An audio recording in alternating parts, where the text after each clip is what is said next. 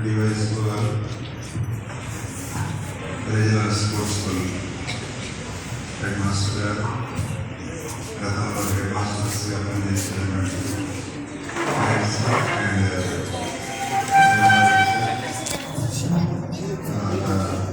Revanth madam వారి brother అంటే వారి హస్బెండ్ బస్సు రెడ్డి గారు, మా స్టాఫ్ అందరికీ బాగా ఇష్టమైనటువంటి అక్కయ్య రేవంత్ మేడం గారికి, పిల్లల నుంచి నాయస్ వస్తుంది. బాగా ఫోర్త్ క్లాస్ పర్టికులర్ సైలెంట్గా ఉన్నారు. సో ఈరోజు యాక్చువల్గా రాకూడదనే కోరుకున్నాం మేము. అంటే ఈరోజు వస్తుంది అంటే మేడంని మిస్ అయిపోతున్నాం కదా, ఇంకా కొంచెం పోస్ట్పోన్ అయితే బాగుండదు అనేటటువంటి ఆలోచనలో ఉంటుంది. బట్ ఉద్యోగంలో జాయిన్ అయిన రోజే మనకు డేట్ ఆఫ్ రిటైర్మెంట్ అది డిసైడ్ అయిపోతుంది. యాక్చువల్లీ ఈ ఎడబాటు 3 years బ్యాకే జరిగేది ఉండే. ఫార్చునేట్లీ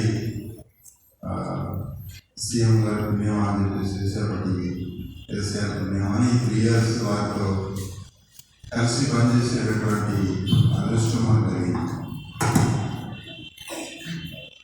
మేడం ఈ స్కూల్లో 15th of February 2007 అనుకుంటారు మేడం. 2007 15th of February 2007లో ఫస్ట్ స్కూల్ ఎస్టాబ్లిష్ అయినప్పుడు కైలాన్ sports Vedapareddy sir and Srinivasareddy sir Vedavathi madam. At that time there are 3 teachers ఉంది. ఆ ముగ్గురిలో వేదావతి మేడం ఒకరు. సో మేము మా రిమైనింగ్ కొలీగ్స్ అంతా కూడా తర్వాత 4-5 years తర్వాత జాయిన్ అవ్వడం జరిగింది. దాదాపుగా నేను మేడంతో 10 years నుంచి కలిసి పనిచేస్తుంది. సో పర్సనల్గా చాలా అటాచ్మెంట్ ఉండేది మేడం. అంటే మేమంతా యాక్చువల్గా స్కూళ్ళలో పనిచేసే వాళ్ళు ఇట్లా మేడం అని సార్స్ అని ఇట్లా సంబోధించుకుంటుంటారు. కాబట్టి ఇక్కడ ఏంటంటే ఒక మంచి ఎన్విరాన్మెంట్, అంటే బ్రదర్ కూడా సిస్టర్ కూడా ఒక మంచి ఎన్విరాన్మెంట్ ఉంది మన స్కూల్లో. మేమందరము మేడం పెద్దది కాబట్టి మాకంటే అక్కయ్యని పిలిచేవాళ్ళం. సో తను కూడా ఏంటంటే ప్రతి రాఖీ పౌర్ణమికి మాకు స్వీట్ తీసుకొచ్చి స్వీట్ తినిపించి రాఖీ పెట్టేది. ఇంటి దగ్గర ఉండే సాంప్రదాయం మాకు స్కూల్లో కూడా ఒక మంచి సిస్టర్ లాగా లవ్ అండ్ అఫెక్షన్ చూపించినటువంటి ఒక సోదరి. అట్లే మీ అందరికీ పిల్లలందరికీ ఒక మాతృమూర్తి లాంటి తల్లి లాంటి ఒక టీచర్. నిజంగా చెప్పాలంటే స్పోర్ట్స్ స్కూల్లో చదువుకునేటటువంటి చదివిపోయిన ప్రజెంట్గా చదువుతున్నటువంటి పిల్లలు you are very lucky fellows.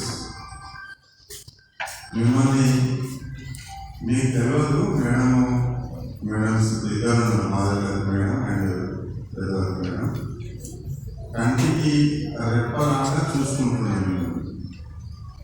అంటే పర్సనల్గా పిల్లలకి ఏమన్నా హెల్త్ ఇష్యూస్ వచ్చినా, పర్సనల్ ప్రాబ్లమ్స్ ఏమన్నా చక్కగా వాళ్ళు మేడం దగ్గరికి వచ్చి మేడం ఇలా ఉంది అంటే సరే రామా అని చెప్పి హెడ్ మాస్టర్ గారికి ఇన్ఫార్మ్ చేసి వాళ్ళని హాస్టల్ పంపించడం. వాళ్ళకి పర్సనల్గా కావాల్సినటువంటి కూడా మేడం ఈవినింగ్ టైంలో ఇంటికి వెళ్ళిన తర్వాత మళ్ళీ బయటకు వెళ్ళి మేడం ఇంటికి తీసుకురండి అంటే అవన్నీ తీసుకొచ్చి తెల్లారి మళ్ళీ పిల్లలు డబ్బులు ఇద్దరు లేదా నాకు తెలియదు, కానీ మేడం ఐటమ్స్ ఇచ్చినప్పుడు మాత్రం నేను చూసేవాను. ఇలాంటి టీచర్ దొరకడము చాలా అదృష్టం, చేసుకునేటువంటి అదృష్టం. ప్రేయర్లోనే పిల్లల్ని గమనించేది. ఏమన్నా వాళ్ళు వేసుకున్నటువంటి డ్రెస్లో కొద్దిగా తేడా అనిపిస్తే వాళ్ళని ప్రేయర్ అయిపోగానే పిలిచి మీరు ఫస్ట్ హాస్టల్కి వెళ్ళి ఆ డ్రెస్ చేంజ్ చేసుకొని రండి అని పర్టికులర్గా 9th and 10th క్లాస్ పిల్లల్ని హాస్టల్కి పంపించేది. వేరే డ్రెస్ చేంజ్ చేసుకొచ్చి డ్రెస్ కావాలి అంటే ఇంట్లో ఒక మదర్ కూడా అంత కేర్ తీసుకోవద్దు. నాకు తెలుసు, సరేలే నా బిడ్డలే కదా వేసుకొని డ్రెస్ అయితే ఉంది అని అనుకుంటుంది. కానీ ఇక్కడ మదర్ కంటే ఎక్కువ కేర్ తీసుకుంటుంది.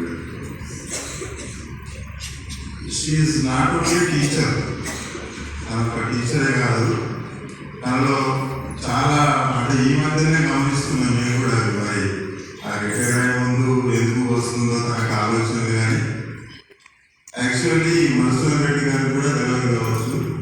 సార్ మీ మేడం మంచి కొరియోగ్రాఫర్, మంచి అంటే డ్యాన్స్ మాస్టర్, కొరియోగ్రాఫర్ అంటే మంచి డ్యాన్స్ మాస్టర్.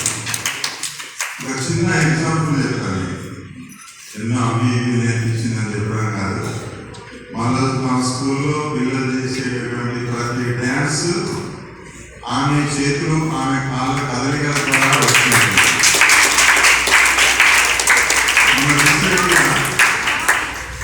15th ఆగస్టు జరిగేది.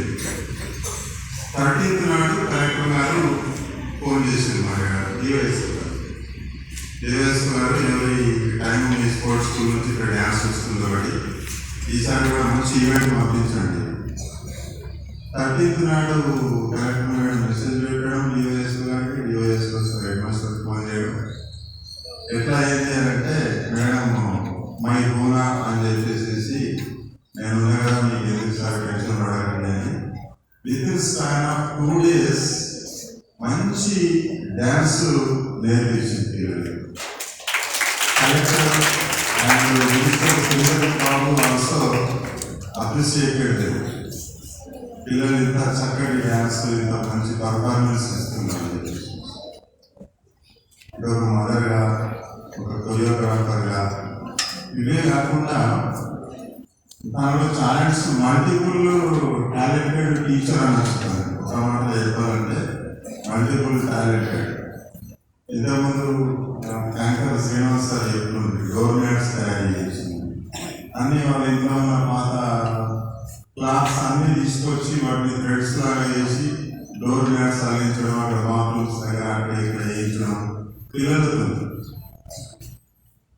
తర్వాత రాఖీ పౌర్ణమి అప్పుడు వాళ్ళ పిల్లల్లో కావాల్సినటువంటి రాఖీలన్నీ తనే పూసలు దారాలు అన్నీ తీసుకొచ్చి పిల్లలకు మాటలు ఇట్లా పెట్టాలి ఇట్లా వేయాలని చెప్పేసి దగ్గరుండి 1 or 2 daysలో ఇన్ని రాఖీలు తయారు చేయించింది.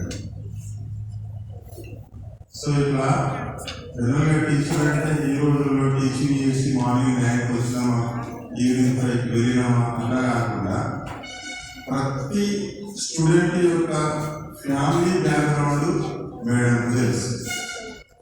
ఏ పేరెంట్ వచ్చినా కూడా ఎవరు మేడం ఈ పేరెంట్ కొత్త చూసినట్టు అనిపిస్తుంది అంటే అలాంటి 5th క్లాస్ అమ్మాయి వాళ్ళ మదర్ అని చెప్తుంది మేడం. Student name also.